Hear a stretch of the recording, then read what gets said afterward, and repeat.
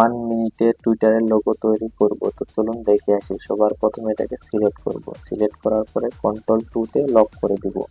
Lock করে দেওয়ার পর এটাকে আমরা স্টকে করে দেব।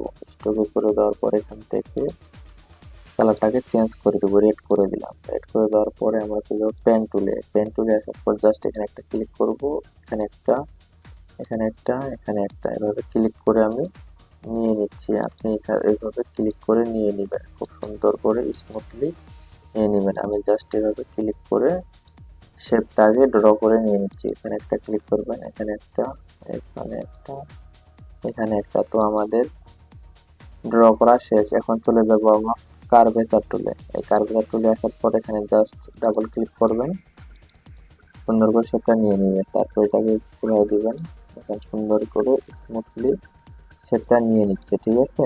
তারপরে ঘুরাই দিবেন, টেপে সাজিয়ে দিবেন, আর এই লম্বাটাকে ধরে টান দিয়ে এদিকে আনিয়ে দিবেন। দেখেন এখানে সুন্দর করে সেট হয়ে গেছে, ঠিক আছে। তারপর এটাকে একটু কার্ভ করে দেন হালকা করে।